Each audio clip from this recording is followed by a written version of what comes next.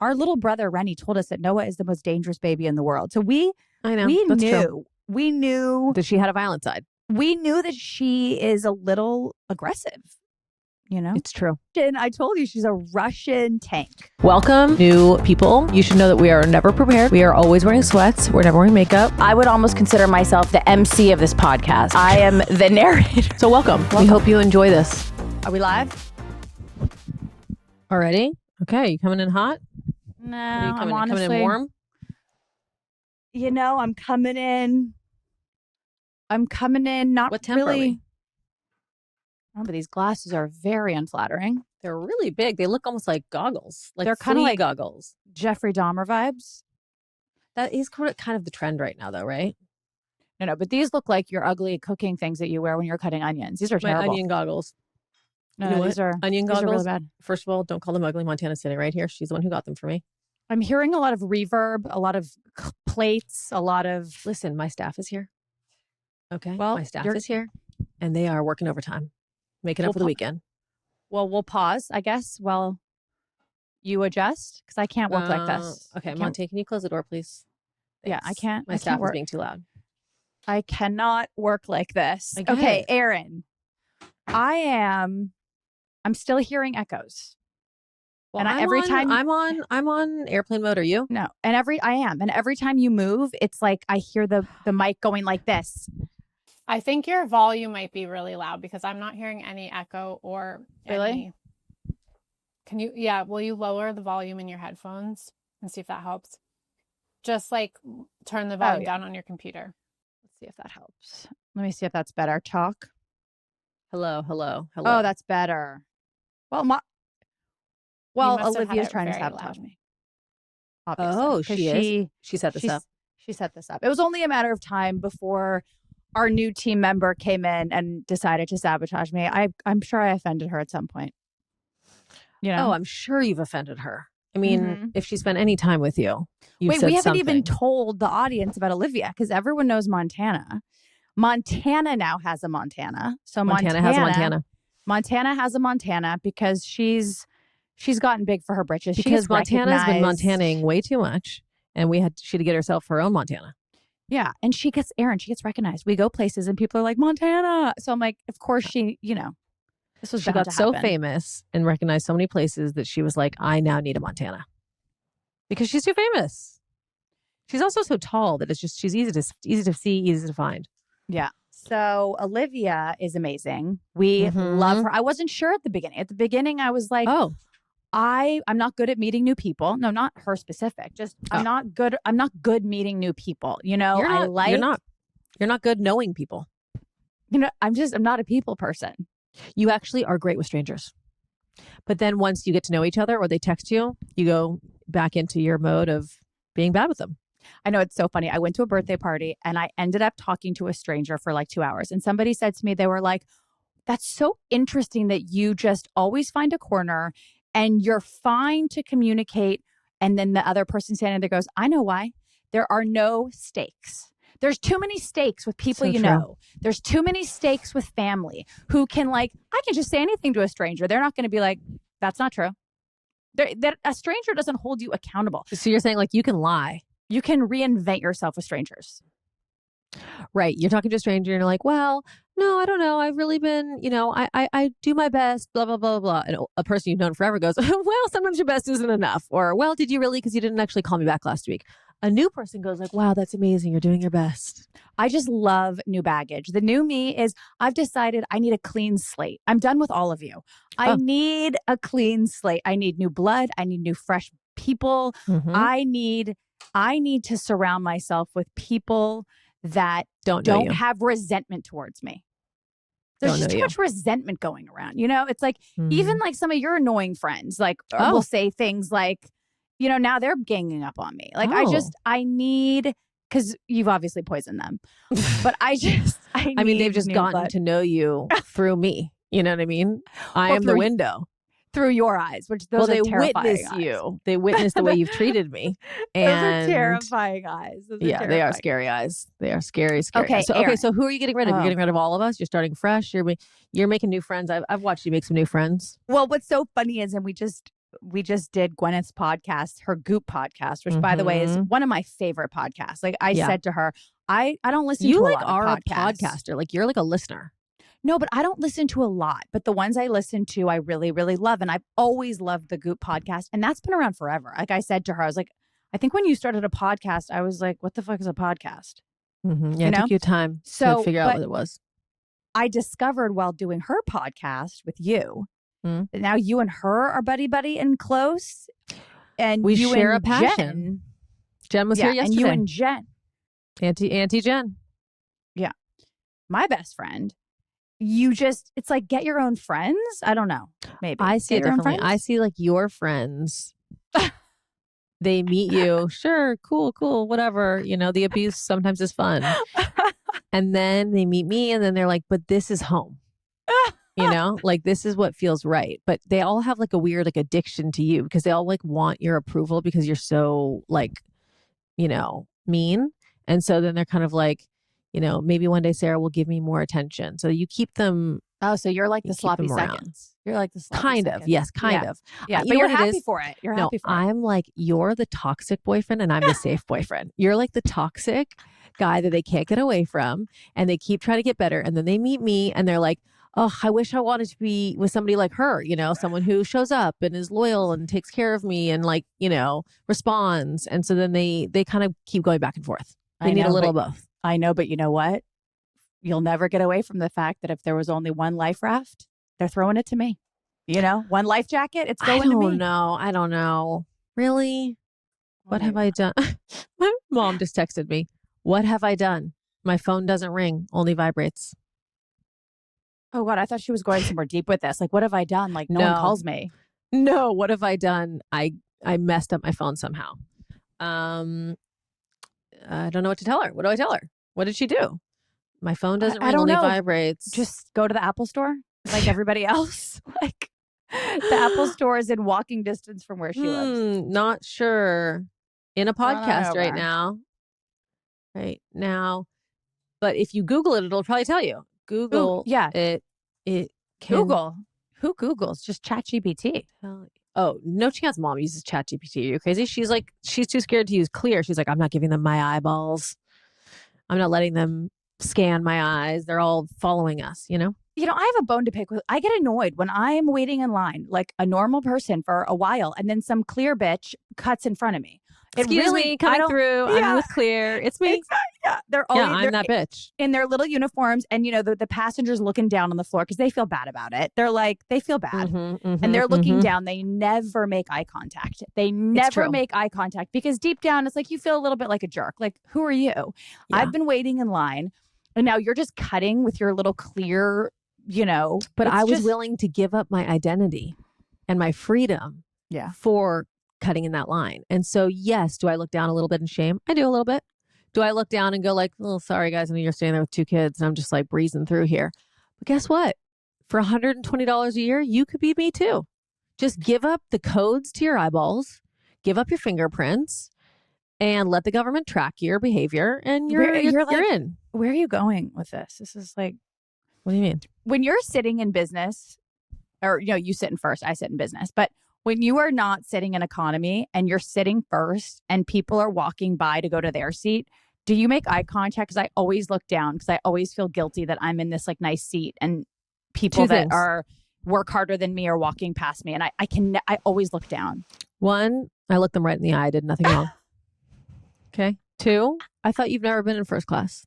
I do business. I said business. You do first. I do business. Sarah, I do not do first and you do business. We've never flown together where I'm in first and you're in business. That has never once ever happened. Have you booked your flight to Charles's wedding? This is why I haven't yet. This is why what are you going to book? New friends because they don't know your lies. What am I going to book? I'm going to book business, bitch. It's the same thing I've always booked. Business. Right. Hold on 1 second. Montana, I need Botox. Okay. I am looking in the screen. Don't cut this out. I'm looking in the camera and I need you to tell them that it's specifically these 2 lines. Tell them that I have Charles's wedding. Okay. Then I'm leaving on the 21st and I need just these 2 lines to be gone. Okay. And you tell them that I know that I'm non-toxic, but this is my one area where I'm open to it and coloring my hair.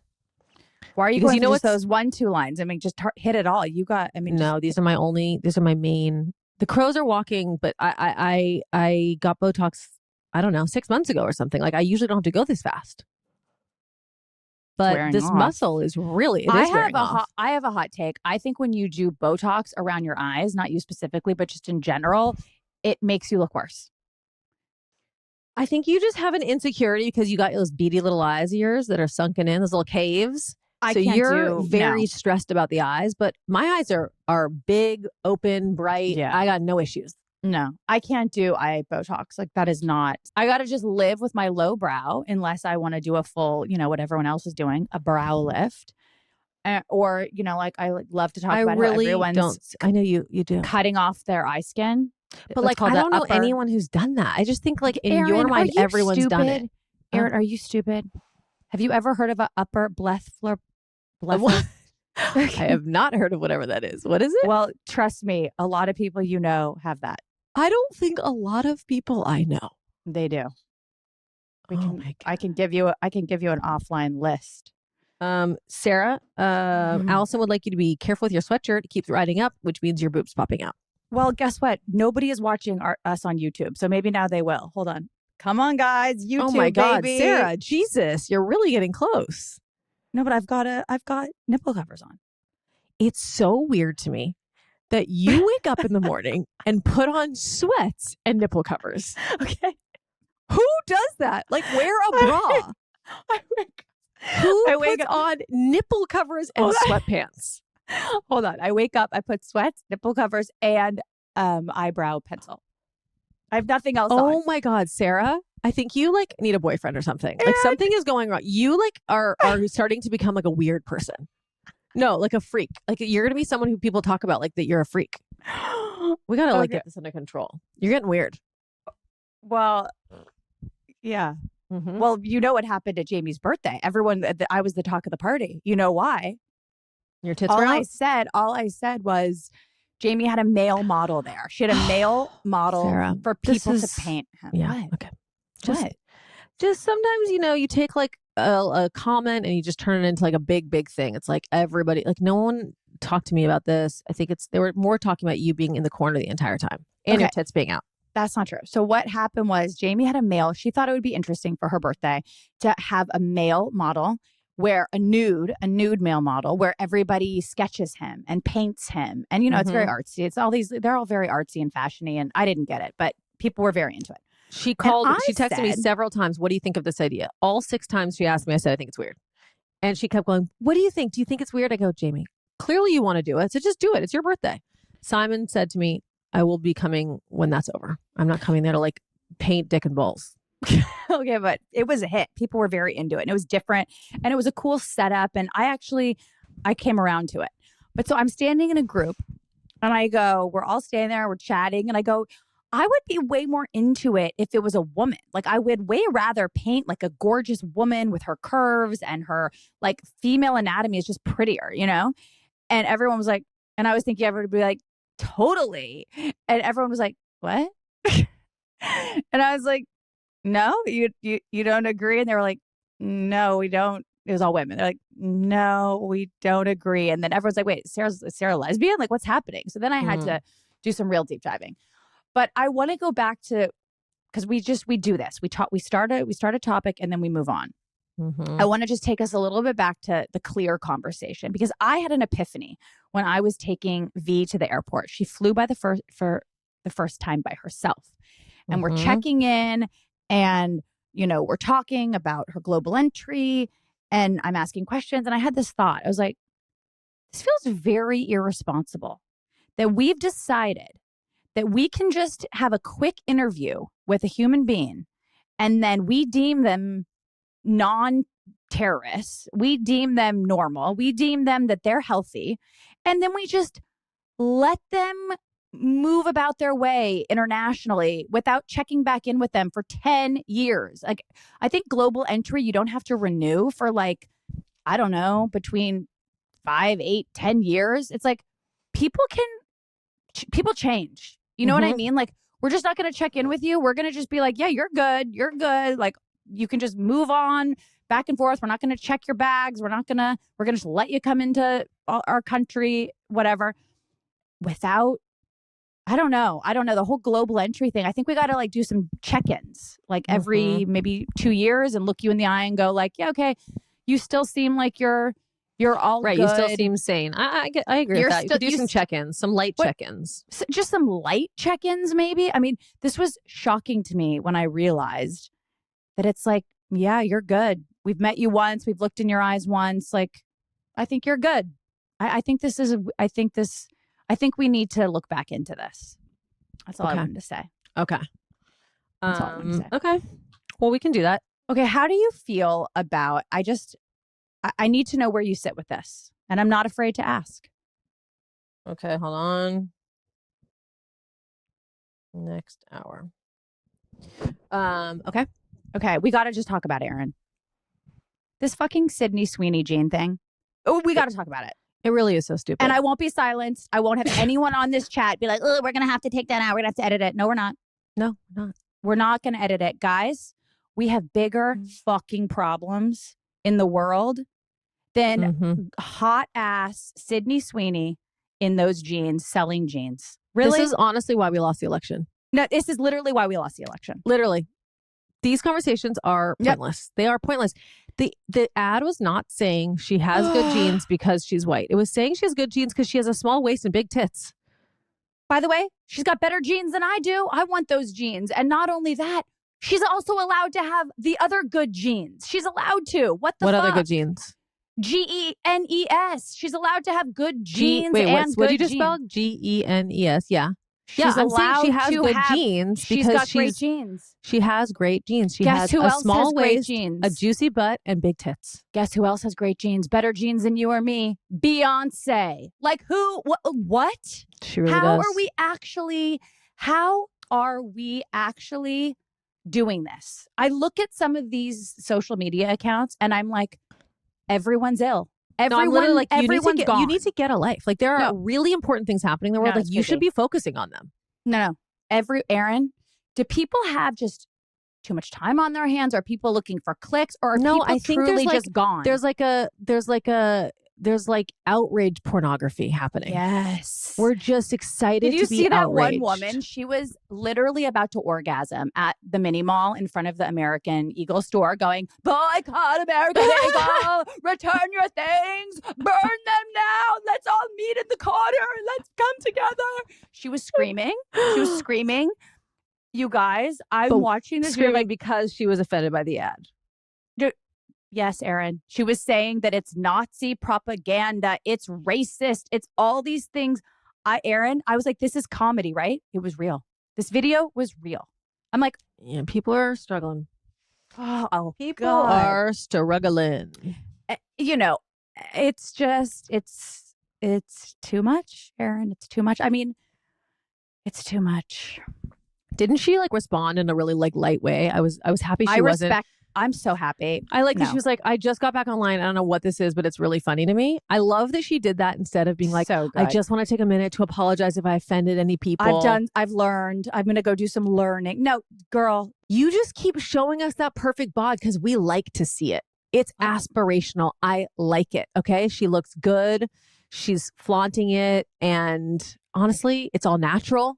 It's all natural. Yeah. I like seeing a body like that. It's all natural. Her tits are real. Her butt is real. Her nose are real. It's all real. Yeah. It's real. So good for you, girl. Good for you. Yeah. I'm happy for her. Everyone's mad because people are all plastic surgery and the fake this and the butt. And then here we go. It's such a good point. She's all natural. Huge boobs on her own, big butt on her own, tiny waist on her own. By the way, so she actually does have good not on genes. any drugs. She's just who she is. She's not taking Ozempic again. We can't confirm that, but doesn't seem like she is. No, we can't confirm that. So.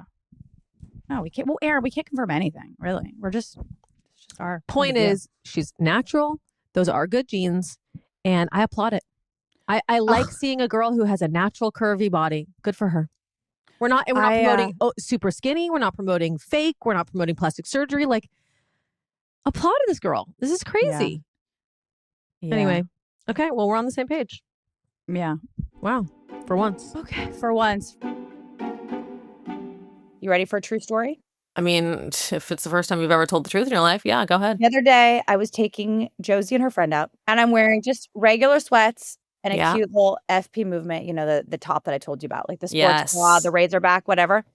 Josie's friend says to Josie, Josie, your mom is so cool. She's like a cool mom. And Josie goes, why?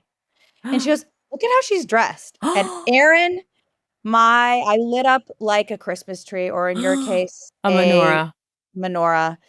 And it just felt so good to hear that, It was like the validation. Which friend was this? Did she need glasses? She actually has glasses, yeah. Oh, I know which friend this is. Wow. Wearing her glasses when she said it. Yeah. So she has incredible vision. So, wow. Yeah, it really was the validation I was looking for. So now I'm only wearing those tops. Oh, my God. You're not going to see me in anything but a FP movement. The last thing we needed was encouragement for you to wear your little crop tops out in the world. As a mom, I need to report you somehow. Anyway, the FP movement tops are very cute. I will give you that. They are very cute. I think of it personally as more of like a hanging out outfit, vibe, as opposed to just working out, because they do make them really cute. That's the beauty of what they do. It's like a very breathable technology, a breathable fabric, but it still is really holding you in, which is what you want when you are working out. But then you also want to be able to not feel restricted. So we don't like to be restricted. From breathable sets, supportive bras, to cozy outwear, colorful accessories, every single piece is made to support movement and self-expression. So visit fpmovement.com to shop online, or visit one of our stores across the country to shop in person. That's fpmovement.com. I have another true story for you. Can't wait. I was getting a zit on my chin. It was, when you feel it and it's like, and it hurts and it's tender. And you're like, this is going to be a doozy. And it's so annoying. What did I do? I put my Bon Charge mask on. I was like, I'm going to just lay here. I'm going to put the mask on. Yeah, put it on. I'm going to see what this does. I woke up the next morning. The zit was no longer coming. It killed the zit. That's a true story. It killed the zit. You know what? It is good for acne. It is. It's good for acne, wrinkles and fine lines, sore jaw, eczema, migraines. Red light cures all. Red light is just like it's like a super, super light. It's just a you think you're superhero light. An ingrown hair, put that red light on it. Put that red light on it. So I have two things from Bon Charge. I have the face mask, which I obviously love. And then you have that sleeping bag. And then a sleeping bag, which I don't know if you've ever laid in a red light sleeping bag, but it is relaxation that you can't even... You have to do it to understand it. You got to do it to understand it. It's beyond. But Bon Charge has a ton of different premium wellness products that will help you sleep better, have more energy, recover faster, balance your hormones, ladies, reduce inflammation.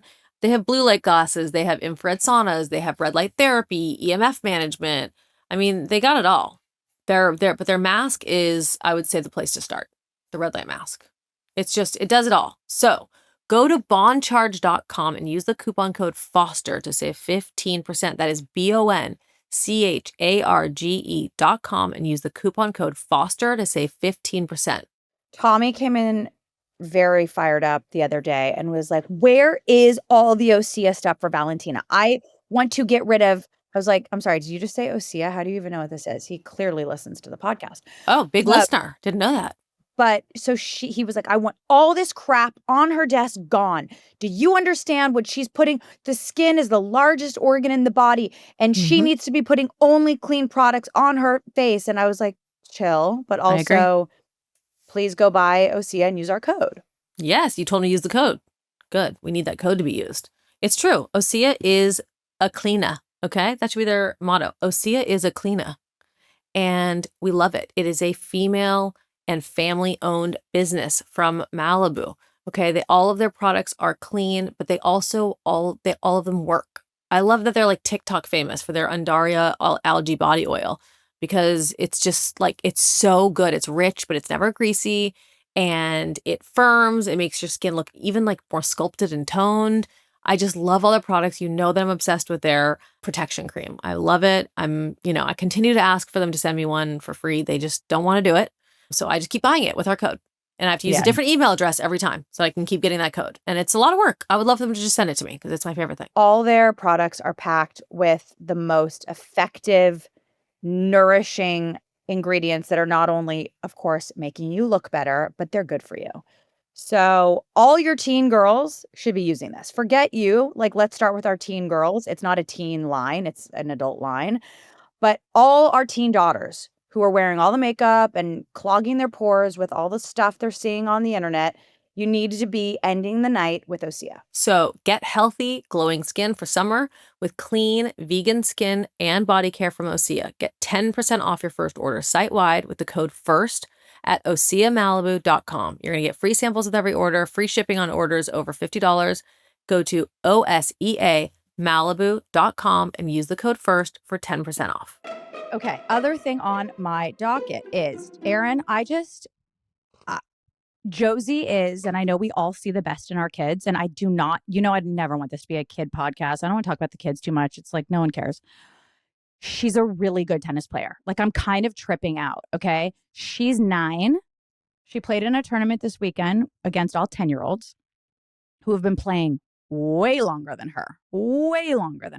In her defense, she also presents as a 14-year-old. I know, but she's 9, and she won't be 10 till mid-November. And I don't know. I mean, I think I have the next, Steffi Graf. Like Sharapova on my hands. I don't know. But I also, deep down, when I think about it, if I could pick, since it's all up to me, obviously. Of course. If I could choose, Josie's going to be a professional tennis player. She'll be top 10. She'll never win a slam, but she will be pro. And she will whatever, but she won't ever reach, the height. Serena Williams goal, or she gets a full ride to Stanford where she is at Stanford and she's playing tennis and she's the best on the Stanford team and she's, getting a good education. And then she comes out of that and then starts a business or gets a great job. That's a good life. I'm going that route because it's too hard being a professional athlete. Right. Do you it's know such a small percentage of people who can actually make it to the top that you spend your career trying to get to this mid-level. No. And it's so cutthroat and it's so true. You literally can work 24 hours a day, years and years and years. You're the best at your club. You win every tournament. You're the best junior. And then you get to the pros and it's it sucks. I saw it firsthand. It is the most cutthroat and you don't have a team. All these other sports, it's really lonely. There's camaraderie. I mean, you're having an off day, your teammate can, hold up your end. It's such a also, solo people mission. don't understand how lonely it is as a tennis player that everyone who's around you are your competitors, right? So they're sure they're your friends, but you're competing against them. And brands and sponsors do not pay for anything for you on the road. So you pay for your own hotel rooms, you pay for your own flights, and then you also pay your coach's flights. You also pay for your coach's hotel rooms and their salary and your physio. Everyone is on you. You're footing the bill for everybody. Everyone's being paid for by you. You don't have a team paying for anything. You don't have a sponsor paying for anything. No. It's really well, some people have sponsors. Some people have sponsors. Now prize money's much better, but that's a new thing. That is a new thing. But aren't sponsors just giving you money to wear their clothes? They're not covering your costs. Well, they're paying you. So you do what you want with that money. But you look at the other sport you would compare. Oh, no, I can't compare. I was going to say golf, but that is so different. But that's an individual sport. Mm-hmm. Everything's taken care of. They pay your transportation. I mean, they even, I think, pay for childcare. I mean, it's Jesus. Tennis needs to catch up. And I was looking at this video that tennis, this MIT guy was diving into what is the hardest sport? What is the hardest sport? Mm-hmm. Weighing all kinds of different factors. It was tennis. Mom told me about this. Some would say the act of hitting a baseball is the actual hardest move in a sport, but all around, let me give you the facts. Hold on. I'll make it quick. Well, it's been going on for a long time already, so. I know. That ship sailed. Oh, did I not save it? Oh, I did. I saved it. Okay. I'm only including a sport that has a use of a ball. For the sake of this video, I'm going to make the argument that one sport stands alone at the top. Now, before I do this, it is widely regarded that the hardest single action is hitting a round ball with a round bat in the sport of baseball, which has been proven by sports science. But is it the hardest activity for the duration of an entire game? No. So more about this sport. It runs for 11 months of the year. You may not have guessed it, but due to my extensive research, the hardest sport is tennis. And here's why. For the duration of the game, it requires size, speed, mental toughness, agility, hand-eye coordination, cardio, power, lateral movement, tactful placement, and is on the grounds that change due to the venue. There is minimal rest in between sets with no coaching and strategy permitted from teammates. The ball can go up to 150 miles per hour, and a distance is run between 3 to 5 miles per game per player. Jesus. What sport includes high-level fitness, mental toughness, individual responsibility, unpredictable ball movement on changing surfaces, while possibly dealing with injuries with no substitutions? It is just the player on the court, and this game can go up to 5+ hours. Keep in mind, the most recent Grand Slam between male. Anyways, yeah. No, that's interesting. Yeah, it is interesting. And watching Josie this weekend, the way that I mean, we obviously all respect our kids and think our kids are amazing, but I was shook as a parent. As a parent, watching the way she competed, the way that she was just out there by herself, you know, like it's different. You're watching soccer, you're watching a group. She was out there by herself, and you're not allowed to talk to them. They have, you're allowed to go like, come on, good job, good point. But you're not allowed to talk to them. You're not allowed to say, hey, Josie, right. I see that you're getting a little bit, go get a sip of water. You're not allowed to go get water. You're only allowed to get water at the changeover. I mean, it was very. I like that it's like sort of mirrors what it would be like when you're older. It gets you used to the toughness. Also, a 10-year-old told me to be quiet. Yeah, you told me about this. So we have a new beef with the 10-year-old. I was ready to fight. I was pissed. I mean, this little girl. Well, you're probably being loud and annoying. These parents are crazy. The parents are crazy. Some might say that I'm crazy. The kids are also it's been a while since I've been around a savage 10-year-old. But she goes, can you be quiet? I honestly kind of respect it though. I was like, no one talks to me like that. No one. And if people weren't around, if I wasn't standing there with this I would have been like, listen to me, bitch, come over here. Listen to me. I'm allowed to fucking talk. There's no sign here that says I can't talk. I wasn't talking loud. I wasn't talking in the point. But you told me that she got the ref involved and the ref was on your side, right? The ref said they're whispering something. She called the ref on me. Wow. Again, I respect this girl. This girl's going places. She is not scared. She's like, I need to focus, and I don't want that old ass lady over there just chirping away and messing up my game. I respected she was very kind to Josie though. So she was like gnarly to me, but she was like a good competitor. Yeah. Did she lose to Josie? I'll never forget her face. I hope I see her at the next tournament, because you guys might be in the same like circuit. She was really good. Oh God. She was really good. That's scary. Speaking of behavior from children and kids, all this stuff, I have a perfect child, right? And yesterday Jen and Jeff came over, and Jeff was really wanting to like find ways to connect with Noah. Like, aww, is she into this? Is she into that? Like, because she really wanted to be with me and Jen. And he was like, I really want us to like hang with each other one-on-one. Anyway, he leaned over and was like, Noah, what about this? You want to play with this? Sarah, you paying attention? Yeah. And she fucking hit him in the face. She went, whoosh, just like smacked him in the face. Like closed fist? No, open fist. She slapped him. Oh God. And Jeff doesn't have kids. So he was space invading, or how did it go? I mean, no, he was being so sweet. But she just did it for no reason. She's never done that before. And I was so horrified. And Jeff doesn't have kids, right? So he's not, he goes, oh, okay.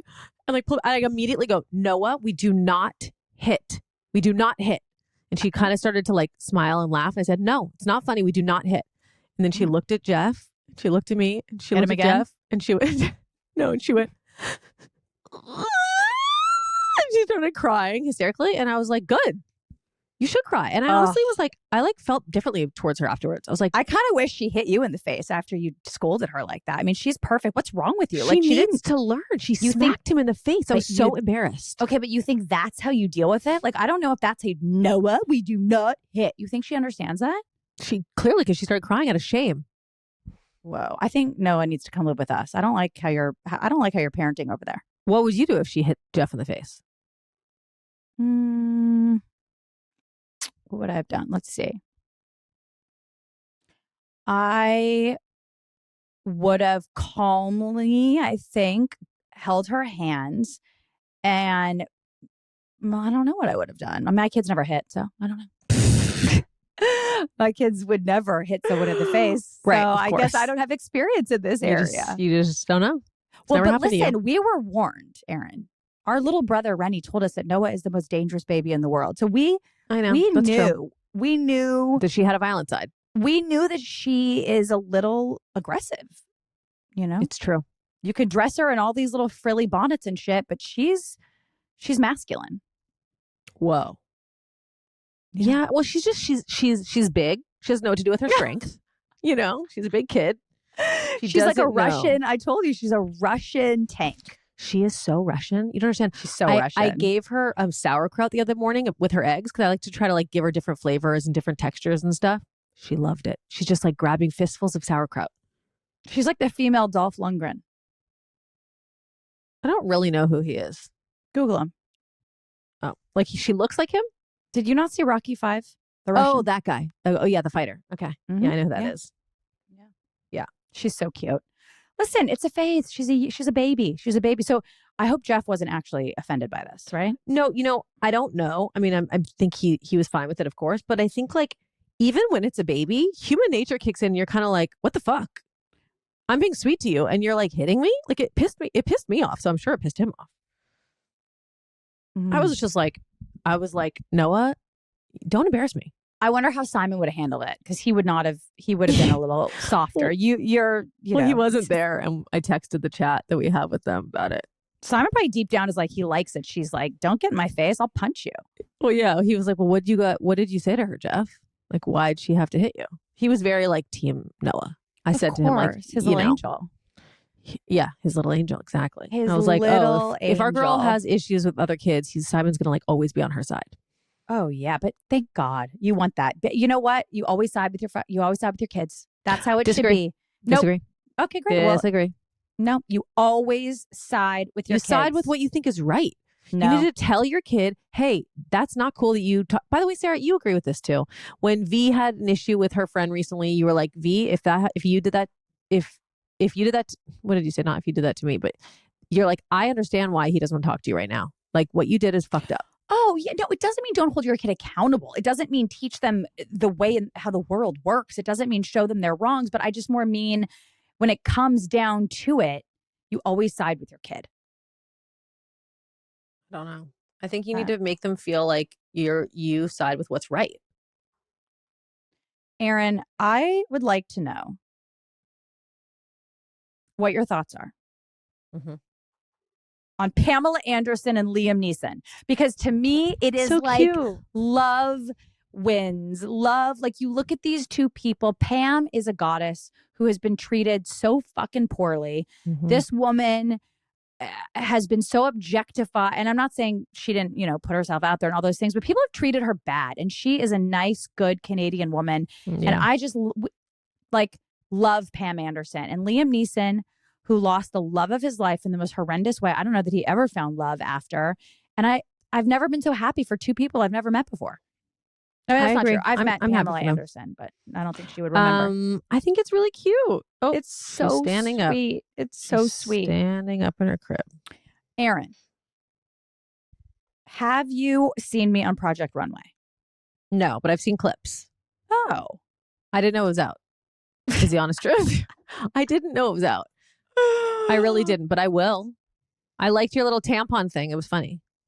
It's well, people are like, did they tell you they don't tell you what to say. You just say what you really, the producers aren't giving you a script. It doesn't work like that. You just sort of like say what you want to say, but like yeah. you look great. You've got funny clips. Did you enjoy doing it? I don't look great. I had, and this isn't a bit. You can, Montana, where's Montana? She's right next to me. Okay. I was so sick. Okay. She's nodding. Okay. She said very sick. No.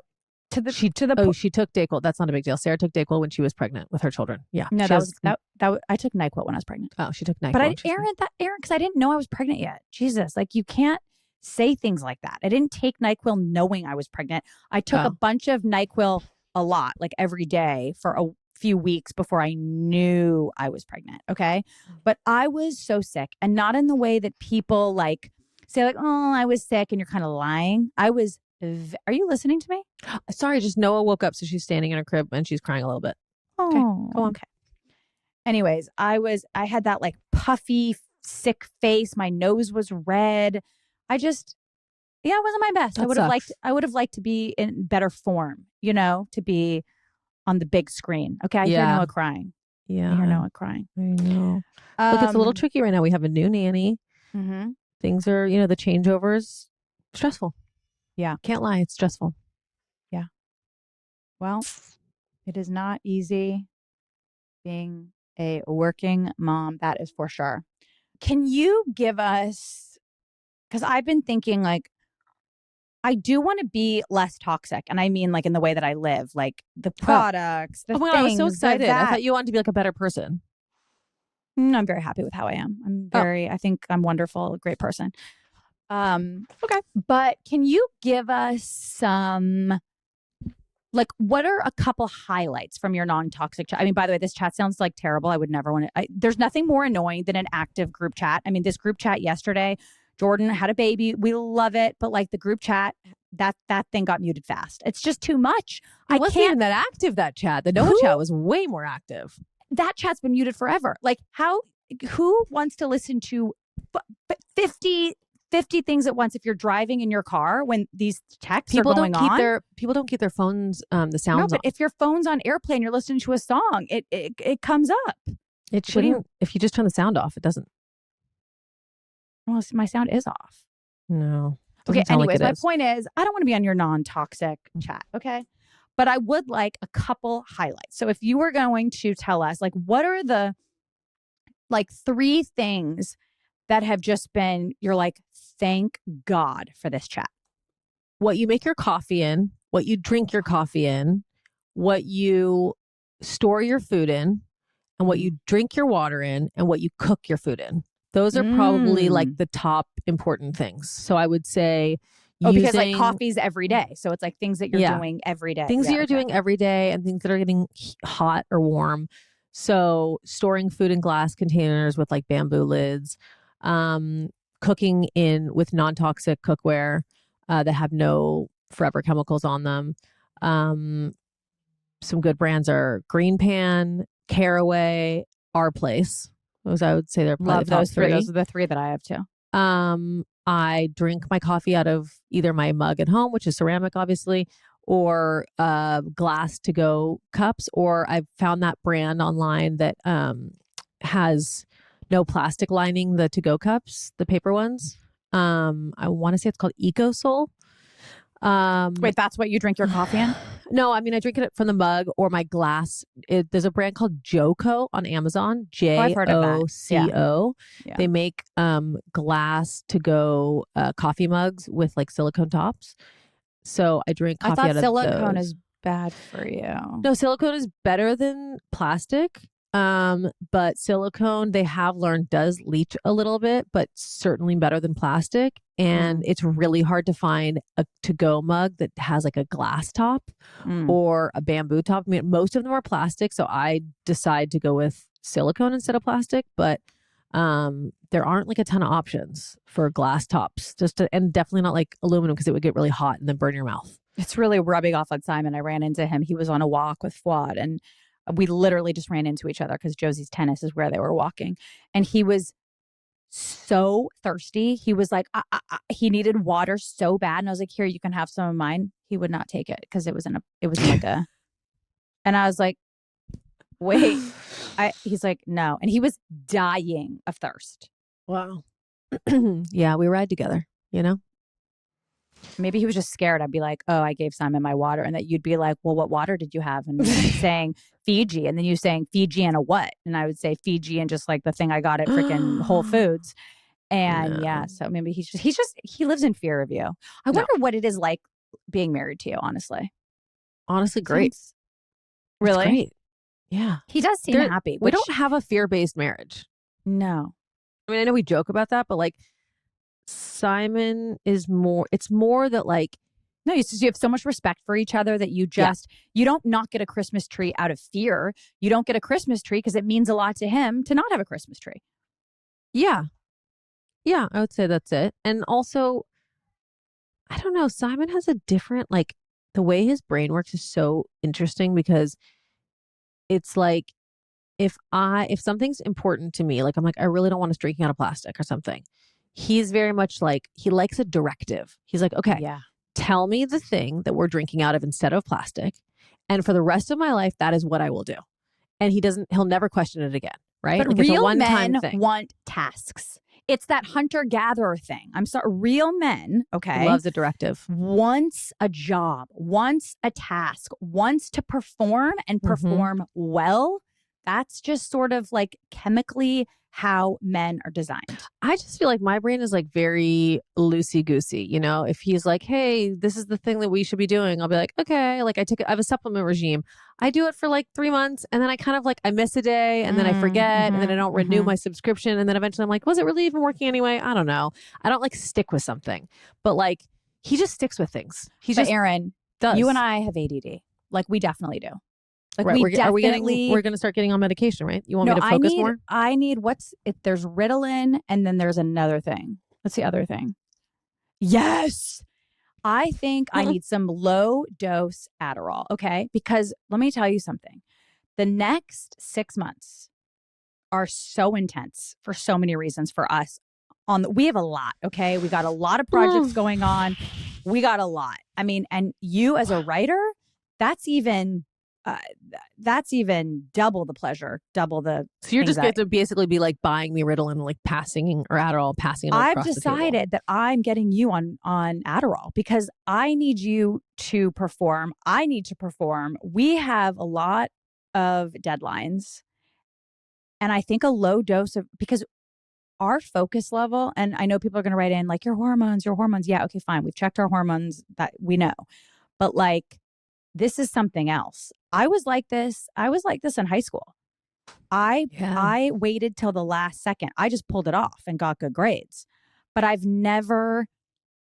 think I've been anxious and unfocused my entire life. Yeah. I kind of feel the same way. And honestly, I think Jordan's like that too. Maybe Jordan's she's like, I'll be like, Jordan, where's that thing? Like, you're supposed to blah, blah, blah. She's like, all three of us have an imbalance. Bad attention span. Where did that, like, did we watch a lot of TV growing up? Like, where did this come from?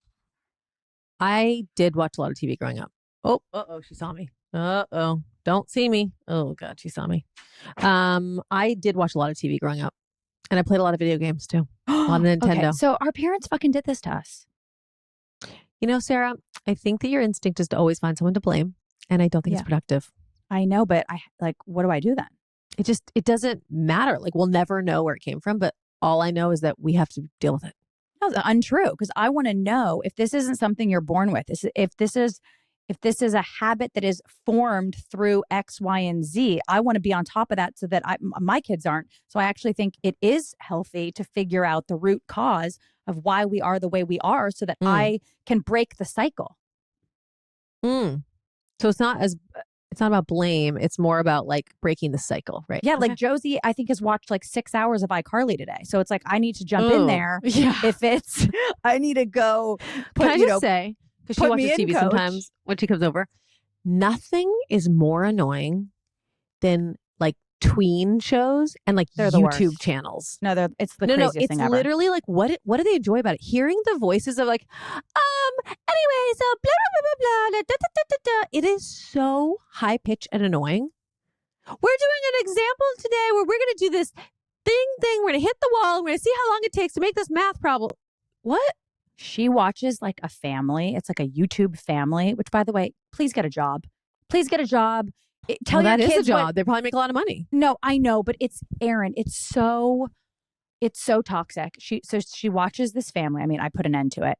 And it's just like this family. And they just film their entire lives for YouTubes and they do these challenges and they're all fake. It's all fake. And she thinks it's real. So there was this one challenge where they're all like, the dad's like, I'm going to go find my daughter in the airport or something. And I'm like, Josie, do you really think that this is real? Like, do you actually think that this little girl is lost in the airport. Like, I need you to understand.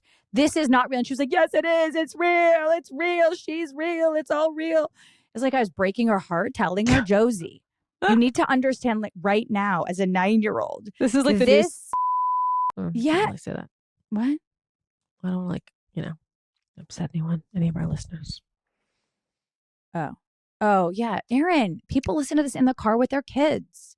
Delete. Like, don't you understand? We have a broad audience. I ran into Katie Fine last weekend and she said Max is listening at camp. So we're getting all new 14-year-old. Oh my yeah. So we God. are getting a 14-year-old boy audience. I can't handle So we need that. to start also catering to them. What do you think they Right. want to hear about? What are they interested in? I don't think they want to hear from us is the truth. So I don't know. But Erin, they're listening. So say hi. Oh, What's up, that boys? also reminds me, now that we're talking about camp, did you see this article in The Cut? Or was it The Cut? Or was it, what was it, Montana? About the camps? Montana left. She had a meeting. Her and her new career. It's just like, what? It's too I much. know. And we gave it to her. Like, what are we doing? Every time. Well, she created it, I mean, she's running this production company. But every time I'm like, Montana, I have a question or whatever. And she's like, in a fucking New meeting. York Mag. Okay, New York A Mag. lot of meetings. Oh, yes, the cut. New York Mag. But just talking about the underbelly of these expensive summer camps. And I just have to say, this might be unpopular. And I really don't want to listen to any mom who's listening to this who will not like this point of view. It's just my point of view. It might not be right. I don't love a little kid, a little 6, 7, 8-year-old going to camp for like 2 months in the summer. They're too little. And this whole thing of like, no, they love it. No, they don't. They want their mom and dad. At what age? Really, like, people send their like 6, 7, 8-year-old to camp for like 2 months, like the whole summer. And it's like, Some kids do have a good experience, right? Like doing that? Like some kids do. I think a lot of kids, and I could be so off base. Like they could actually, this could be giving them tools that are going to serve them so well in life. And I'm sure. Oh, Allison said she went and she loved it for 1 month, not 2 months. Okay. So she has no. Oh, Olivia, I did for 2 months. Olivia, how old were you when you did 2 months? Olivia, get on here. I want the point of view and give it to us real. Okay. See, I am at a point in my life where I like Can be to corrected. pose. I can pose and I can stand corrected and I can say that I'm wrong. But I've saw videos of these kids. The parents come to surprise or, parent weekend after they've been there for a month. And then they have to like, what is it called? Disconnect all over again. It's like they see their parents and they're crying when they leave. And it's like so hard and they work all school year.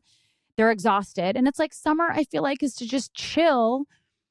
And I feel like they miss their mom and dad. Olivia, be real. Did you enjoy summer camp? I did. I started at 9 and I went for 8 years. Wait. Okay, you went your first year at 9 for how long? 6 weeks. And you weren't feeling did you say abandoned? at 9? At 9? Mm-hmm. I started at 8, but I went 3 weeks that first summer. And then after that, I went 6 weeks for the rest of the time that I went to camp. And you don't have memories of like my parents abandoned me and I don't. I loved it. Like that was what I looked forward to all school year. Where was the camp? Upstate New York. Wow. Yeah. And did your parents come visit during that time? Yeah, they had like a visiting day where they came up, but you have like mandatory phone calls once a week, write letters and emails and things like that. But I think I also loved it because you don't have technology really. Like we weren't even allowed iPod touches. So it was a nice escape. Wow. Yeah. No, I mean, listen, talking through, it's like you look at some, our generation, it just feels different. I don't know. I just feel like kids are, I don't know. It's all different. But then again, our generation's different from our parents' generation. We didn't go to camp. We didn't experience, but for like a week. Yeah, I went to Cottontail Ranch for like a week. Okay.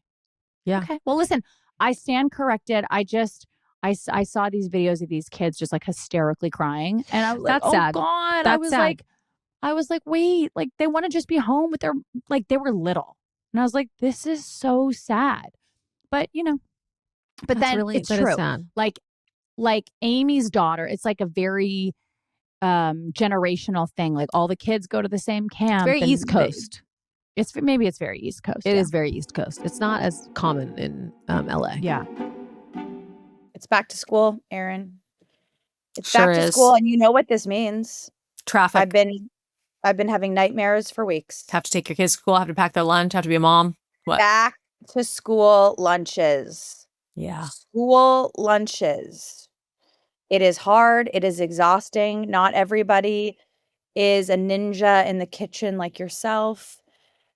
This is why I love Hungry Root. I mean, I love Hungry Root for so many reasons. They're feeding families. They're making it easy. They're inspiring you to do more of a home cooked meal situation than a takeout situation, which we love.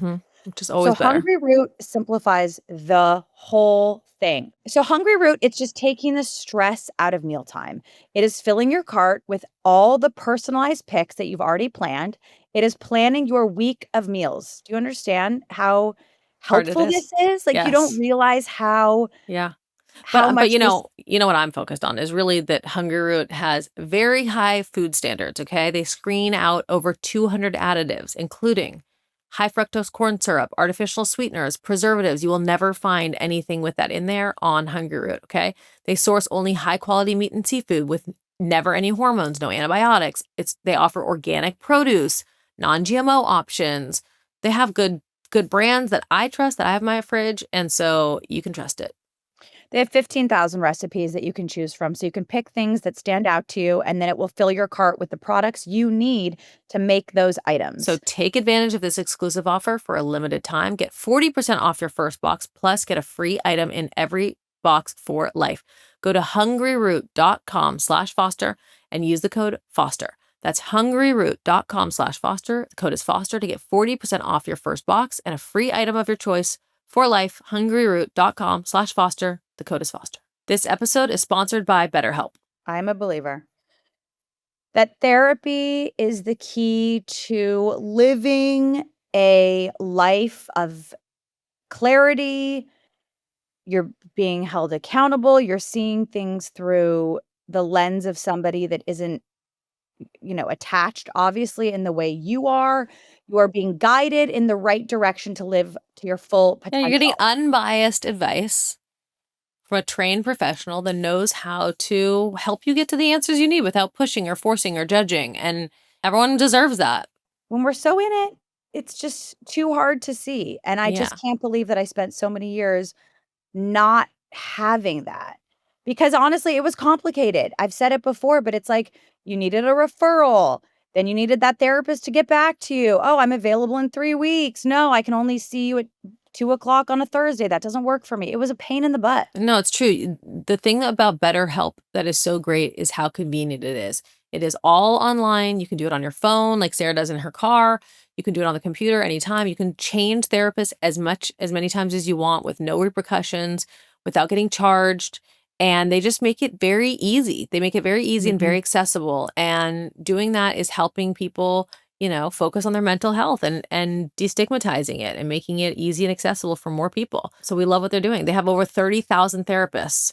They are actually the world's largest online therapy platform. They've served over 5 million people around the world. And their average app rating score is a 4.9 out of 5, which is amazing. So as the largest online therapy provider in the world, BetterHelp can provide access to mental health professionals with a diverse variety of expertise. Talk it out with BetterHelp. Our listeners get 10% off their first month at betterhelp.com/Foster. That's betterhelp.com/Foster. So we were supposed to record with Jordan today. She was going to be our guest. And it turns out that she had a baby yesterday. So kind of like messed up our schedule. Yeah, she's like, I'm sorry. It's like, it's fine. Go be with your baby. Like, you don't need to come on the podcast. But people will think it's cute to hear from her from the hospital. No, of course people will, but she doesn't need to. She can just be in the hospital. She doesn't need to do the podcast. Yeah, but I think with baby 3, you're kind of like, all right, what else? Don't care. Oh, no, this is crazy. This is crazy. Live from the hospital. Oh my God. Wow, you're a big fan of the pod. You're like, I gotta make this work. Are you home or you're in the hospital still? I'm in the hospital. I'm just bored. Oh my God, I get it. Erin goes, well, that's baby 3. You're like down to I was on the phone with Erin earlier on FaceTime, and the baby was next to me, like, kind of fussing. And Erin was like, "You're just gonna like ignore your baby and drink your coffee?" I was like, "I'm not ignoring her. She's just not doing anything." You're like, she's fine. All right, well, let's see her. May we see her, please? First, let's say her name, George. Oh yeah. Well, oh yeah. listen, Give us her name. Tom's very upset because he's like, why would you say her name on a very popular podcast? Well, by the way, though, but why wouldn't you? Let's introduce her to the world. Honestly, the name has freaking grown on me, and I'm super into it. When Tom put on the chat the period, I was like, she's like Prince with just like a symbol. So she better be like legit. She better be. And honestly, the third is like, I don't know. No, it's a really good name. I mean, yeah, let's say it. Okay, do you want to see her? Yeah. Tom, you will have already introduced her by this point. Yeah, I'm sure Jordan was like planning on going live or something at some point.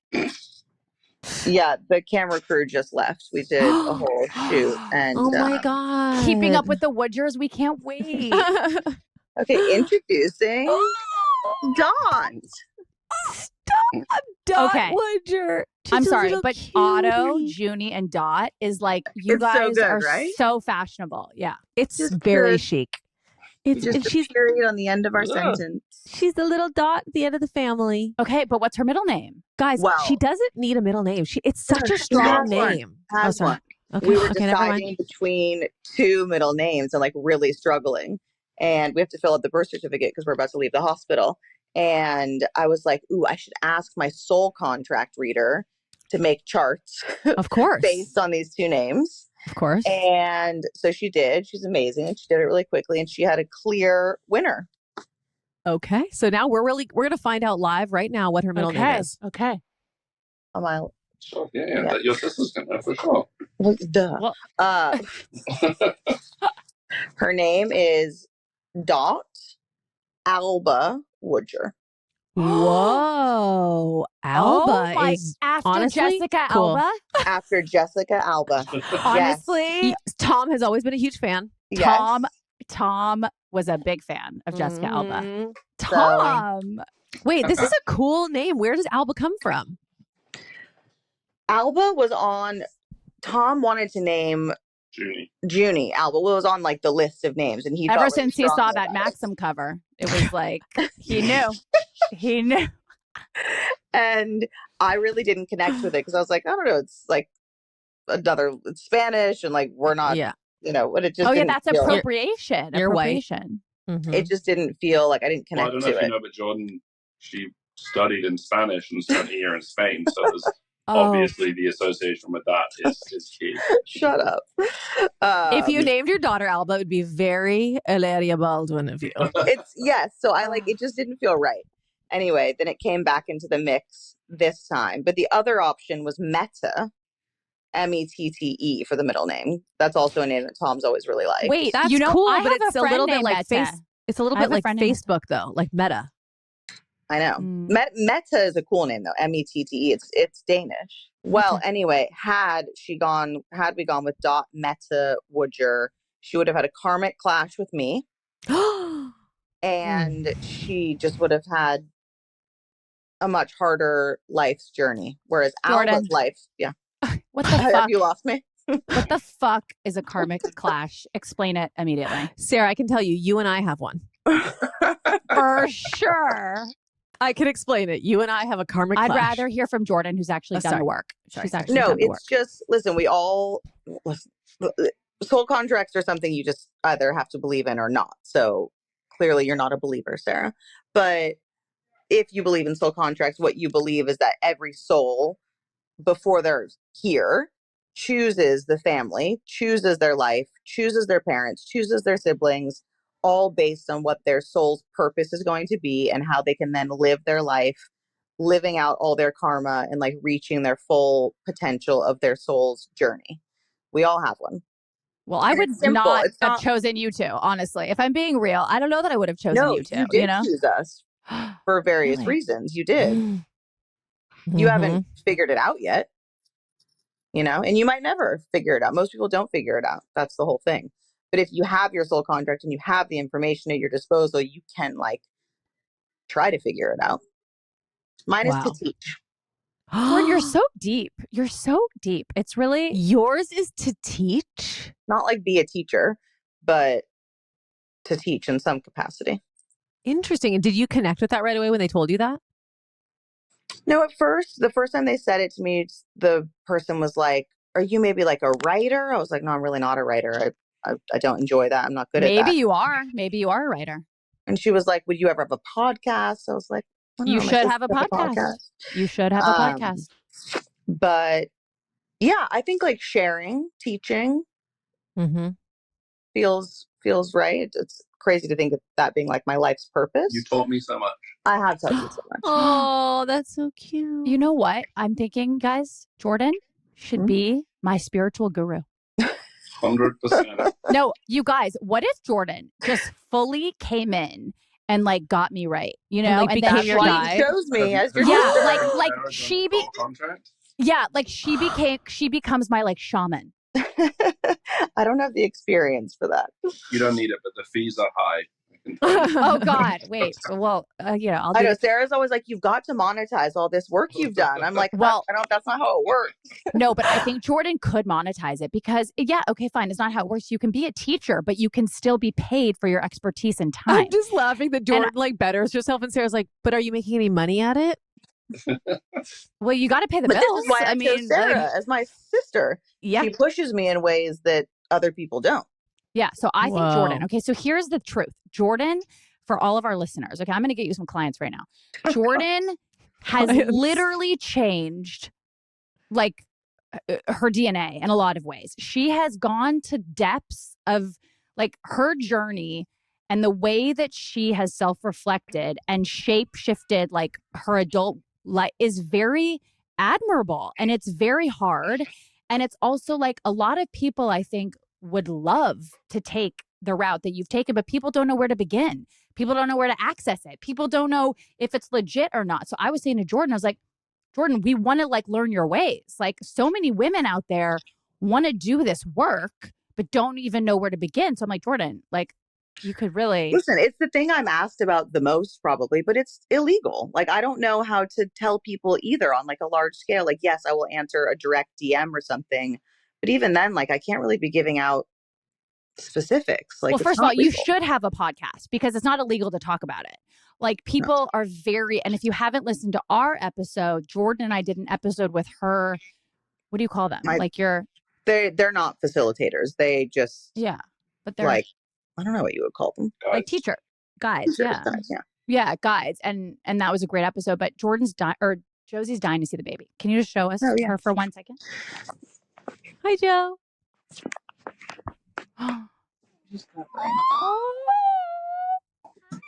Josie, her name is Dot Alba.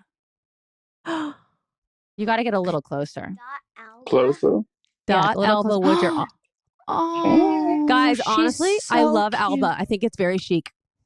Yeah. Thank you. It means dawn, light, and it's actually the word for Scotland in Gaelic, which is, we didn't even found that out yesterday, which is where all of my family are from. So it's no way.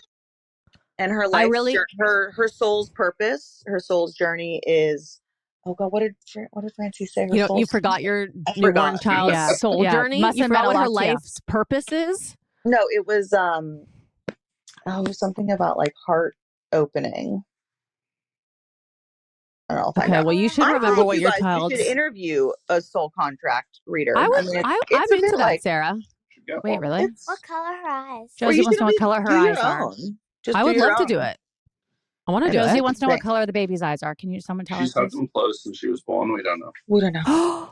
She hasn't opened her eyes yet? She's gone like this.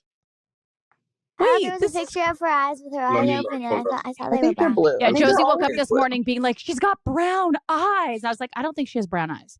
No, guys, it's too bright in there. You need to make it a little dimmer so that she can open her eyes. I want to see her eyes open. There's like no lights on. She's so cute. But we'll let you know. The windows are open. Central I don't Park think is she right looks out like Otto. Who was saying that on the chat? I don't think she looks like Otto. I feel like she looks like a perfect cross between Junie and Otto. She looks like both of them, but then she also looks like herself. Yeah. Oh, whoa. She's so cute. But I said to the soul contract reader, I was like, well, I've had a lot of like nervousness around having a third child, and like I'm the third child, and it's been such a part of my experience, and like I never thought about that. I've been really scared about that. And she was like, nope, this name is beautiful. She was like, and you are going to have all the language to connect with her on her journey and her purpose. And this is all meant to be. Oh, and maybe she can be bilingual like her mommy. So yes. Have Otto and Junie seen her yet? No, we have to take her home to meet them. Gotta go home to meet her. Josie, should you and me get on an airplane and go to New York and meet her? Erin. Yes. That would be so cute. I want to see the baby. I know. It took Jordan a full month to meet my baby, but I'm not going to hold that against her. I could meet her baby sooner. Yeah. That's not really a fair. That's not a fair. Mind, but that's also not a fair comparison because. Mom, can I see Noah today? Okay, Josie, we got to finish the podcast. We'll come back. Okay, I love you so much. Yeah, comes here. I mean, she just doesn't do much, but. I know, but now that I'm a mom, I always want to like hold a baby. I know. Listen, I'm pretty traumatized by the newborn phase, like for my other two, and this one I'm excited about. Good. I'm so happy. You've been very positive about this whole pregnancy. Because it had to have happened for a reason. Like this makes no sense. Mm-hmm. Like we were not trying to. I'm sorry. When you have unprotected sex, like it makes sense. Like what are you talking about? No, but when you're older and when you're told that your fertility has like tanked and that you probably can't have kids unless you do IVF, and even if you do IVF, you might not be able to have kids. I was told my eggs were that of someone in their 50s. I know, but you're young. Whoever told you that is an idiot. Like, she's 40. She's 39. Sorry, she's gonna turn 40 in a month or whatever. But yeah, I think I am older. So many people struggle with fertility now. It's more normal to struggle with getting pregnant than not. Mm-hmm. And we were happy with our 2 kids, obviously. And then it was the easiest pregnancy. Like all these things are just really interesting. Right. It really is here for a reason. Really meant to be. Little Dottie Patati. She likes to party. She don't. What's the lyric, Tom? I think she's going to be Dee with nobody. I'm already calling her Dee Dee. Do you guys hate that? Dee I don't love because it sounds like dick. Yeah. You think Dottie sounds like dick? No, Dee. Oh, no. Dee Dee. Dee Dee's cute. You can call her Dee Dee. Dee Dee. I'm going to call her Dottie Patati. Okay. The kids call her Mango. So. Oh, that's cute. It was like one of the fruits one month and it just stuck. Oh my God. That she's the size of a mango? Yeah. Dottie Patati. You're very relaxed. I have to be honest. I was, on FaceTime with Jordan. So again, the universe is very interesting. Jordan and I had a conversation the day before yesterday on FaceTime, and she was like, I've never really been in labor properly. Like I've never had that experience. I wonder what it's like. I wonder if I'm going to get to feel that. And I was telling her what it felt like to have my water break. And I was like, it felt sort of like this thread being pulled and it zipped down and then a gush of water or something. And she was like, I wonder if I'll feel that. That's so interesting. I really want to feel all the labor things. And then literally in the middle of the night, her water broke. We've lost all our male listeners. They're gone. Keep going. Then in the middle of the night, her water breaks. I wake up at 7 a.m. and I FaceTime her. She's in the hospital, relaxed, chill. She's like, the nurse came in and Jordan's like, oh, Erin, let me call you back. I think the doctor's checking on me in an hour for now. It kind of is moving slow. And then 20 minutes later, Tom texts the chat and says she's pushing. And then she had a baby. It all moved very fast. It all did move very fast. You didn't have a hair out of place. You didn't have a bead of sweat on you. And I literally watched and I said, this looks nice. Oh, having her in a hospital. Well, what she said to me was, I cannot believe that Erin did this the way that Erin I said did it to every nurse who came into my room. Yeah, I said it to my doctor. I said it to anyone who would listen. I was like, my sister had a home birth, and all I can think about is how the fuck she did that. You know that it's the second most painful thing in the world after being burned alive. There's a list of my God. The most painful things that a human body can go through. Number 1 is being burned alive. Awful. Number 2 is childbirth. Oh my God. Well, I mean, listen, people have been doing home births and unmedicated births for centuries. Yeah, I know. That's what I know, but now everyone has the choice not to, and you still chose to do it. And what I was saying was the craziest part is, because yes, I experienced labor and I experienced contractions and whatever, but only the first part of it before I got my epidural, and it fucking hurt, obviously. And I was like, the fact that you felt that and then chose like, oh, I'm going to keep doing this and it's going to get 50 times worse. And you knew that. It's like I was saying to you, it's like taking bad drugs. Mm-hmm. But to be clear, there was a point at the height of it all. I remember laying on the living room floor and I don't know if I said it or if I just thought it, but I remember thinking, and this made sense to me in my brain. I thought, I wonder if I ask them to just cut the baby out of my stomach right now, if they'll do it. Because I think that no drugs cutting her out of my stomach would feel better than this. I literally thought, just grab one of the kitchen knives and just give me a home C-section. I'm sure they would do that if I asked them to. Like, and it would be better than this. I believe you. I really do. The fact that you did that is really, really commendable. But the mind is so freaking strong. It's like, because you knew it wasn't an option, you manage your pain differently. And Jordan, because you and I knew it was because I did what you did. I was like, I'm going to try to do it with Josie. I was like, I'm going to see, I'm going to just try. I was like, no. After like an hour and a half, I was like, if you don't give me an epidural, like I will literally kill myself. Yeah. So I think because we knew that it was an option to do the epidural, you just, I don't know, you manage your pain different. It can't be an option. I don't think that, I don't think anyone can push through if you have the choice, because it's not even a choice. It's like something takes over and it's like an instinct. Like you need to get rid of the pain. Like you think you're going to die. Yeah. And so if somebody said, I have the antidote, just decide, I would be like, give it to me. Yeah. I mean, I guess I can compare that to when like you're pushing and it feels really hard. And you know that like at the end of it, as soon as the baby comes out, it's all going to be better. For me, pushing was not the hard part because it didn't hurt. By the time you're pushing, it's not hurting. It's just like hard to do. It's like frustrating. Like when I was pushing, it's like they kept going harder, harder, harder. And I'm like, I am going to burst blood vessels. Nothing could be harder than what I'm pushing right now. And it's like not making any movement happen. Like that was just hard and frustrating, but it wasn't painful. Do you know? Yeah. Our 14-year-old camper boys have left the chat. They are no longer listening. We have one teen listener and you know what? And we try to cater to him. I am obsessed with Beekeepers Naturals. I have another true story. Do you want the story? Do you want the true story? I guess. Okay. A couple days ago, I was like, I can't go to work today.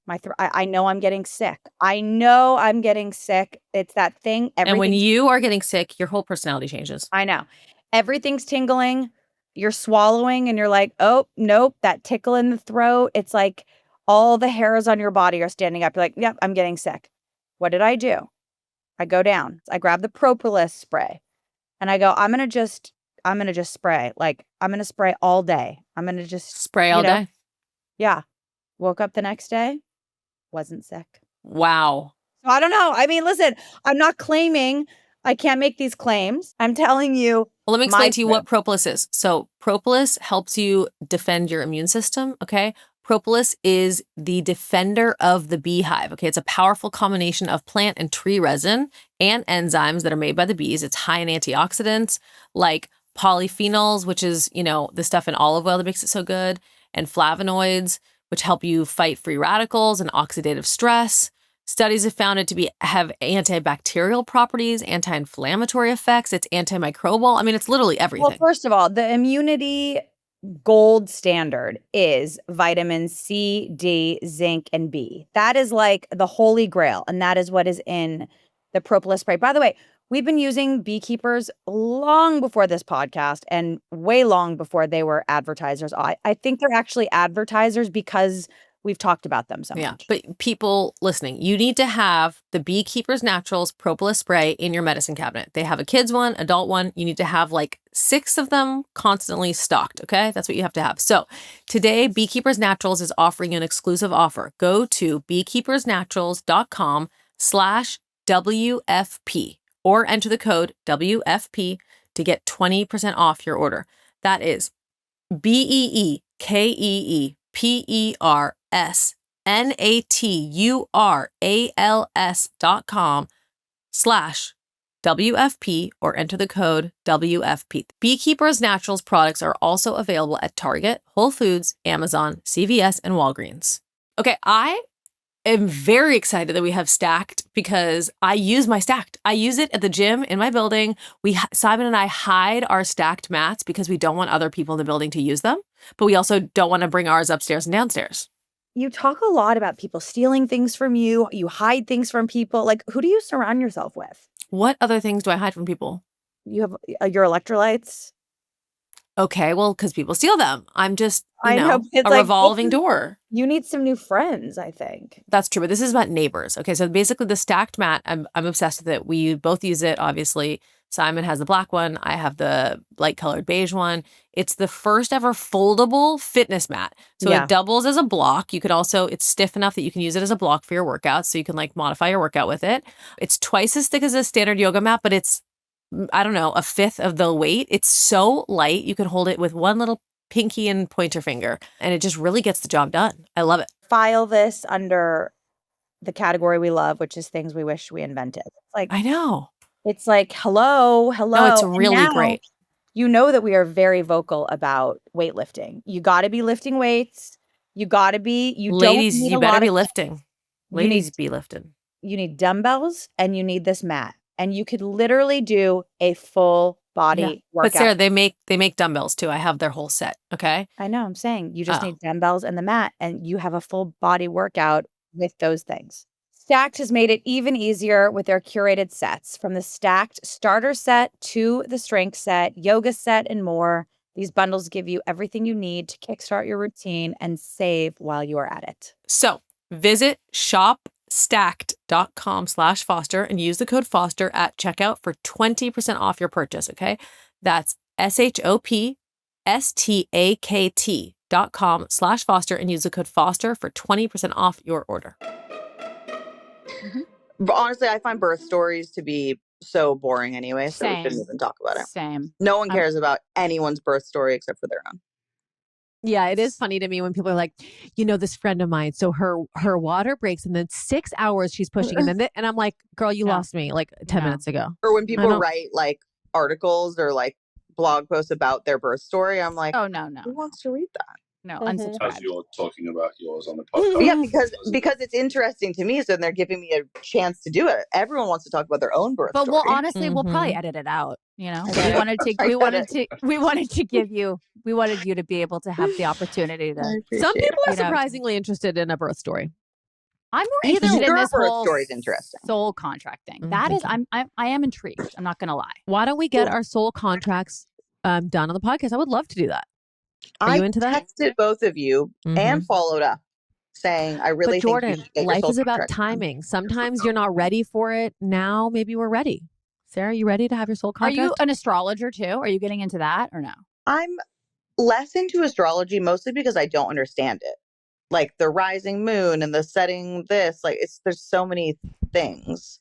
Soul contracts are your birth date and your birth certificate name. Mm-hmm. It's not about that. You don't it's not the time you were born or anything like that. I mean, I've also done your human design chart, which is someone just numerology. did this to me. Someone just did this to me. It's like an app, by the way. This guy sat down next to me. I've never met him in my life. He's like, I'm so sorry, but I need to do your human design. I was like, okay. And he's like, would you mind? I was like, okay. And he just opened the app and put in, a couple little pieces of information. And it was so interesting what he said, but honestly, I can't remember what he said. It's a lot of information. People tell me things and I'm engaged and I'm intrigued and then I forget. Yeah. You must not be that intrigued. Mm-hmm. But yeah, no, astrology I'm not that into. But I believe in it. Yeah, I believe in it too. Okay. I believe in it. Okay, well, let's do that. Well, Jord, congrats on little Dot Alba. Thank you. What a little cutie. It's Look, really and she's also cute. in all of Noah's stuff. She's in her swaddle. It makes me so happy. No, did you send Noah's stuff to New York? Yeah.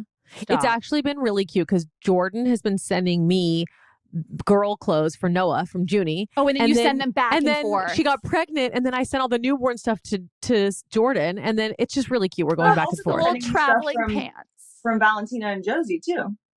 Little traveling. What is it? History of the traveling pant? What's it called? Sisterhood. Yeah. Sisterhood. Thank you, Tom. Thank you, Tom. Oh my gosh. Let's hear from Tom. Let's hear from Tom because the ladies.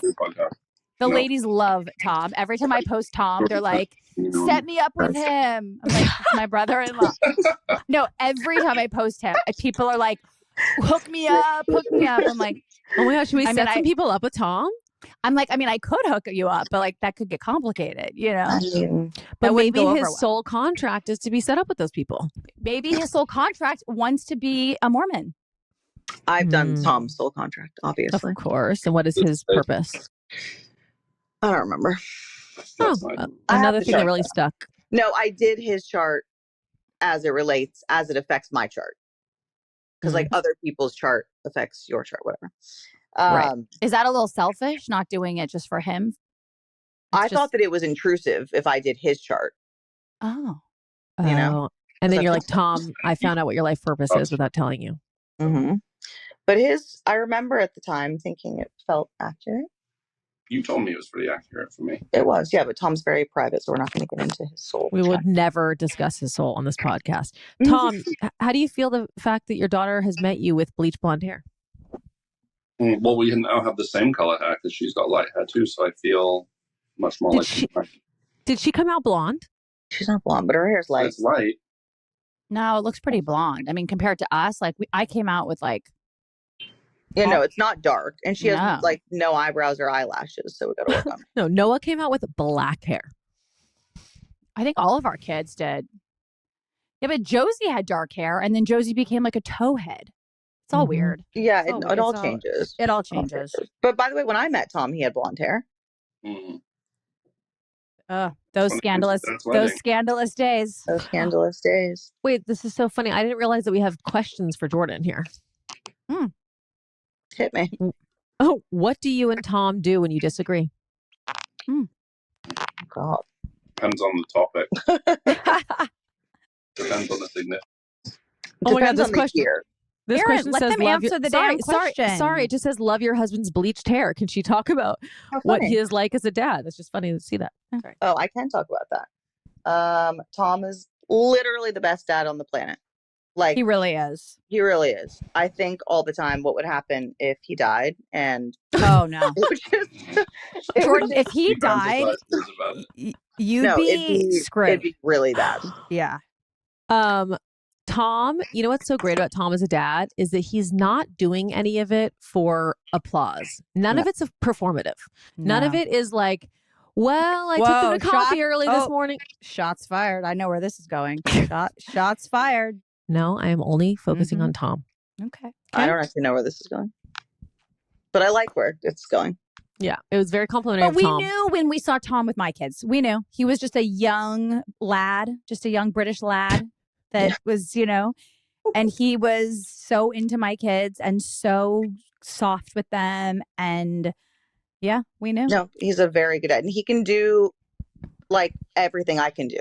I can go to town and he can have both of them, no problem. He can make school lunches. Like, I know it sounds stupid because obviously a dad should be able to do that, but a lot can't. Yeah. No, both of you guys. Here too. He's also fun. Like, the kids are always like, Mom, you are not fun at all. Like, thank God we have dad. I'm like, I totally get it. Both you two found guys better than you. Both of you. I mean, you guys both found, I don't know. That was your sole contract, I guess. This person said Jordan and Simon are the only guest episodes I listen to. Oh. Jordan, how do you build self-confidence? Oh, God. A lot of plant medicine. That's my only advice. Guys, should Erin and I do plant medicine live on the pod? Can you imagine where that... You should do plant medicine, Sarah Foster, for sure. I know you do, Thomas Woodger. I know you do. I need a lot of help. We know, Wait, but I'm we never scared. really talked about mine. I need to talk to you about it at some point. I've asked you, but... this one says, tell us about Tom's T1D journey, please. T1D? What's that? I have no idea. Oh my God, no. People think Tom has type 1 diabetes because there was a picture of him on my Instagram wearing one of those sensors. Stop. I think that's what that is. Isn't T1D type 1 diabetes? Yes. Yes.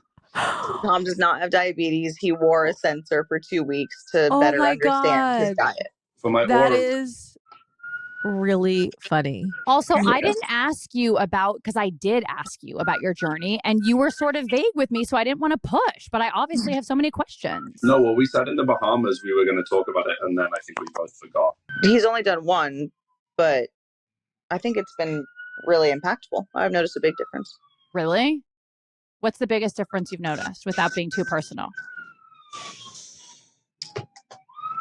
He's just like a lot more thoughtful. Oh.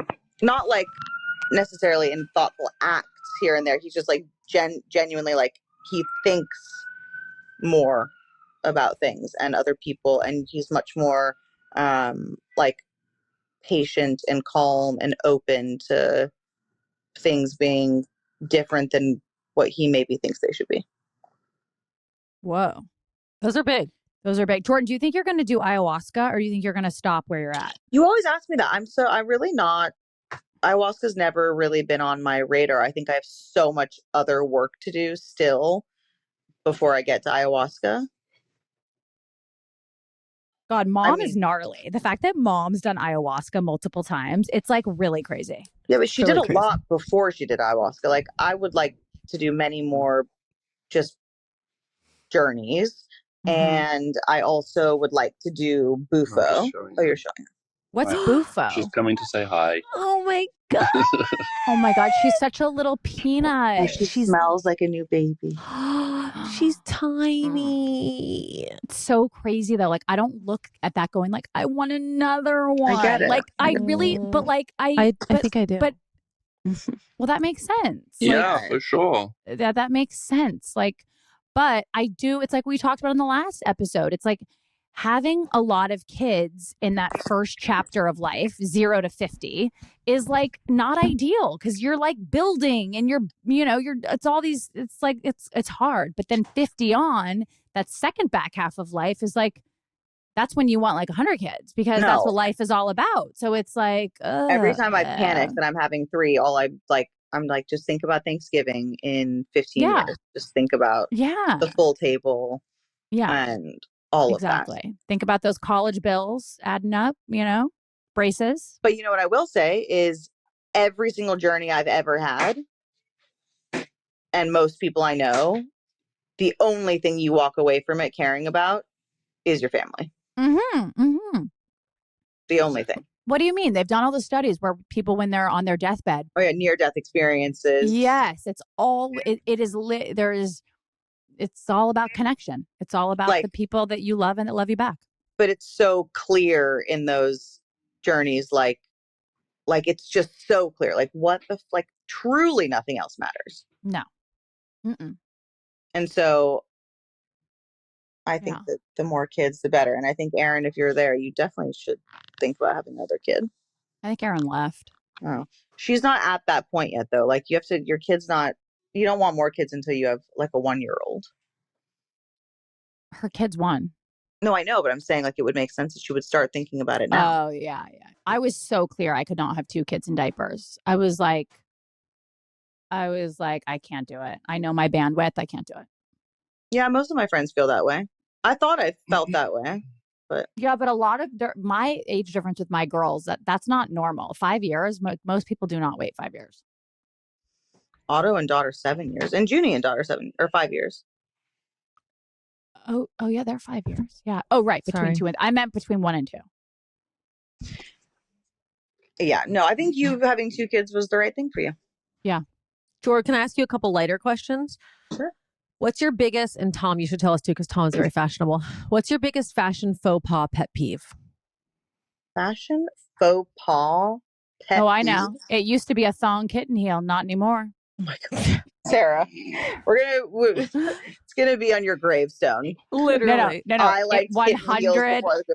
It 100% will. To be clear, I have never disliked a kitten heel. No, a thong I just like heel. a thong kitten heel. Yeah. Only because I felt like everyone had done it already. No, that's not why. No, that is why. No, both of you guys shamed me. Both of you guys shamed me. Oh my God, who would wear it? No, it's so ugly. Sure enough, you're all wearing them. You're all wearing them. I'm not wearing them. Yeah, I wear them a lot more if I didn't have to listen to you say something about it every time I exactly. wore Because one. deep down, you want to wear them so bad because they're so good. Oh, God. Same with you, Erin. You're both hypocrites. All right. I'm not wearing them. Yeah, you That's are. what everybody says about everything, though. Sarah Foster, when we were wearing New Balance sneakers many years ago, you were like, those are ugly, those are old man shoes, blah, blah, blah. Cut to, what do you wear? No, but wait. Are you sure? Yeah. So you hit trends kind of late, Sarah. Yeah, I do. That's true. You're wearing like white Sambas probably as we speak. Oh yeah, I'm actually not doing that anymore. I'm not doing. Now I'm actually only wearing favorite daughter, Dr. Scholl's. Okay, got it. That's all I'm wearing now. But yeah, you're not wrong about the New Balance thing. You're not wrong. Because then I saw Hailey Bieber wearing them, and I was like, wait, okay, now I got to get them. You were early on Hoka, and now look. I was early on Hoka. Ooh, are you wearing? See, damn. By the way, I'm not wearing my Hokas anymore. Oh, you were so early that you're over them before the trend even got big. I was like very early on the Hokas. But do your kids wear on? Josie only wears on. No. They wear New Balance. Vans. Oh, Vans. Remember when I'm convinced, I've always said it, Kim Kardashian brought Vans back. She definitely brought back a moment of Vans. Remember her walking out of her Paris apartment after she was just robbed she was walking in off Vans. That plane. And everyone, and I asked him about it on the pod, and Kim was like, I don't think that's true. Like, we love how... Yeah, it's just that like one day that she dressed really simply after being robbed. Exactly. Mm-hmm. And it was like the next day, everyone bought Vans, by the way, including myself. I think I remember being tempted to also. Right, like you wanted to, but you're like, I just can't. I don't know what a fashion faux pas pet peeve is. Like that people do badly, that something like really bothers you. Oh. Crop tops? No, I don't mind crop tops. I feel like you both always make fun of me and my crop tops. Well, we make fun of you, maybe, like and how you might wear a crop top. But that's nice. That actually reminds me that Sarah said when we were on set recently for a shoot that when you said like with all sincerity that you think Erin and I are really mean to you, and it really upset me. Oh yeah, you guys are mean to me. I just like Erin is mean to you. Yeah. I can be mean sometimes when I'm accidentally am mean and things come out the wrong way. But like, I hate for you to. No, think you're less mean to me than Erin. You're less mean to me than Erin, but you are mean to me. But it's okay. I don't think Jordan is mean to you at all. She is not all the time. Not as often as you. I mean, you're like the devil. Jordan's much sweeter than you, but Jordan's just more evolved than you. Jordan's like done the work. But I think if I'm mean to you, it's often because it's like coming out the wrong way, or like I've made a joke that doesn't like. Well, probably because that's what I am. Like I don't intend to be mean, but I just say off the cuff crazy shit because I'm so used to talking to Erin like that, because that's our dynamic where I just talk shit to her all the time. She talks shit to me. So then you come into play and I do that with you. But I'm like, wait, but that's actually not your and my dynamic. No. And you're always like, you're so sensitive. And like, I am the truth. I am sensitive. So like, gotta work around that. Yeah, we do. It's my superpower. All right. Well, all those little sounds. I know. Okay, one more fashion question. What fall styles are you most excited about? Favorite daughter boots? Honestly, I'm excited about our favorite daughter like suede stuff. Oh, I am so excited about our suede. Good. I'm obsessed with the suede. You guys, if you have not gone onto the site, it is revamped. It's a new look. Good, right? It looks so good. It is like the clothes are obviously we're biased. But I'm happy to hear that you think the website looks good, because I've worked very, very, very hard over the last however long to try to make changes to. Yes. And it looks so good. I'm waiting for you guys to name a favorite daughter. Well, he always gets upset that we've not named anything to Tom. And I'm like, we're too nervous to name something to Tom. Like, what would ever be good enough for you? Oh, nothing, by the way, one of our suede jackets should have been like the Tom. That wouldn't be good enough for him. Nothing's good enough for little Mr. Perfect. On kitten heels. When you guys start making an Epidural wedge. Oh, it's like Tom's nightmare in a heel. So one time, Tom and I, we were much younger when we used to fight like horrifically. We used to have the worst fights known to mankind. And we were probably had been drinking. And we got one night from being at dinner together and just like being vile to each other, having the worst fight ever.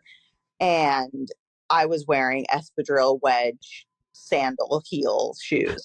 And we were walking into our apartment. I was like fishing for my keys. And he looks at me and he goes, and by the way, I hate your shoes. Okay. But by the way, Jordan, I hate your shoes. you used to dress, you were like the cheesiest fucking dresser. Jordan was like, looked like a $2 hooker. Like literally for years and years, she wore like candies. Like you were the cheese. Like you guys want to make fun of me? Like going back to the vault of how this bitch used to dress, it was like straight out of like you looked like a poor man's Julia Roberts in fucking what's that hooker movie? I mean, you should do a Pretty Woman dedicated to yeah, that. Pretty Woman. and now it's like she's so chic. I know. She's the style director. She's the this. But we need to go to the vault. I post pictures of myself in horrific outfits. Yeah, she posts pictures joking about how she's dressed cheesy. Honestly, it's the meanest thing he's ever said to me. And really it was funny. just so vengeful. And by the way, I hate your shoes. Wait, what were they candies? No, they were like Aldo. Because he'd been thinking about it all night, just like, God, those shoes are tragic. Devastated. He had a girlfriend once, and she doesn't listen to the pod. And how do you know, honey? We got a lot of listeners. Yeah. Well, she's about to find out what happened to her denim skirt. Who's this? Tom had a girlfriend before I knew him. And she had this like one skirt, I guess, that she used to always wear. And he like secretly really hated it. And it made him really upset whenever she would wear it. And one day he just threw it away and never told her. Okay, I think we have to wrap this, but here's how I want to end. How do you guys feel about this? There's some girl in England that's like, that's where my skirt was. I thought I'd lost my mind. Where's my favorite skirt? Right, she definitely blames someone else for it. Okay, I think my God. I want to end the pod on, because we have to go. Tom, what is, we need to hear from a man. What is the ideal outfit for a woman? Like if you what's the had occasion? to dress, if like you on had a date, right? Okay, you're going on a date. Jordan is dead. You're going on a date with someone new. Okay, R.I.P. We all miss her, but we've recovered. Yeah, he has to move on. We've moved on, right? We would want him to move on. I mean, like Liam Neeson. Like we want, Tom, what is she wearing? You guys know that I have a thing when I feel like anyone is trying too hard in general, but when it looks like a woman is trying too hard. And so really trying at all. You don't like the look. No, but I prefer something to be like effortless. And so something really simple, like some black jeans, maybe some black fun kitten heels, and I'm not even joking, or like black slingback heels or something like that, and just like a nicely fitting white t-shirt. That would be great for me. Okay, wait. Are the jeans tight? Are they high-waisted? I was picturing like a wide leg jean. No, let him talk. Let him talk. They could be tighter. Yeah. Doesn't need to be wide. Okay. Are they boot cut? Are they boot? Are they skinny? Are they high-waisted? Are they mid? Are they low? How tall is the girl? She's obviously tall. She's tall. She's a model, Jordan. She's for sure a model. She's 100% a model. Oh, no. She's 5'9". Oh, God. Oh, God. Okay. Then in that case, really anything will look good on